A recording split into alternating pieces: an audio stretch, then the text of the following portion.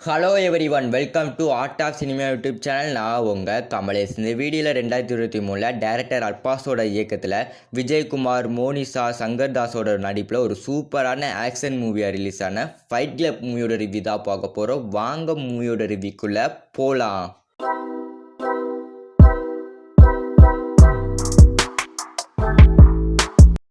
Fight club இந்த படத்தோட one line story என்னென்னா, நம்ம படத்தோட ஹீரோ வந்து சின்ன வயசில் வந்து பெரிய ஃபுட்பால் பிளேயராக இருப்பார்.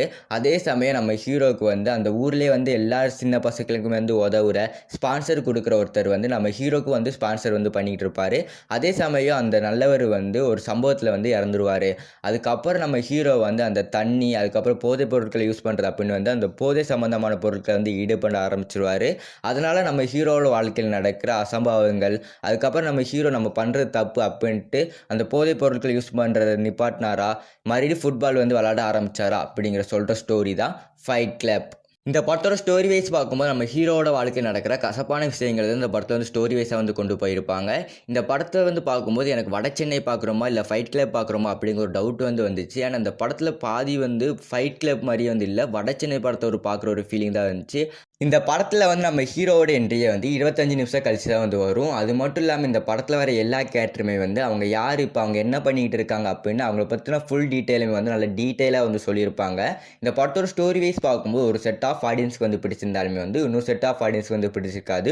ஒரு செட் ஆஃப் ஆடியன்ஸ்க்கு வந்து அந்த ஸ்க்ரீன் பேக்ரவுண்டு, அந்த சினிமாட்டிக் கிராஃபிக் எல்லாமே வந்து நல்ல டெக்னிக்கலாக கொண்டு போயிருந்தனால அந்த ஒரு செட் ஆஃப் ஆடியன்ஸ்க்கு வந்து பிடிச்சிருக்கும். ஒரு செட் ஆஃப் ஆடியன்ஸ்க்கு வந்து அந்த ஸ்டோரி வைஸ் வந்து கன்ஃபார்ம் வந்து பிடிக்க வாய்ப்பே இல்லை. ஏன்னா வந்து அந்த ஸ்டோரி வைஸ் பார்க்கும்போது வட சென்னையில் வந்து அந்த பேக்ரவுண்டு சினிமாட்டிக் கிராஃபிக் வந்து எப்படி இருந்துச்சோ அதே மாதிரியான ஸ்டோரி லைனப்பில் தான் இந்த படத்தை வந்து கொண்டு போயிருப்பாங்க.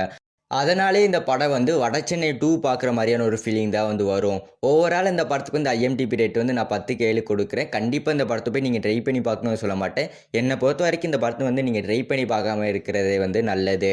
இந்த வீடியோ பிடிச்சிருந்தால் லைக் பண்ணிடுங்க. இந்த மாதிரியான இன்ட்ரெஸ்டிங்கான மூவி ரிவ்யூ பார்க்கறதுக்கு மறக்காமல் என்னோட சேனலை வந்து சப்ஸ்கிரைப் பண்ணிடுங்க.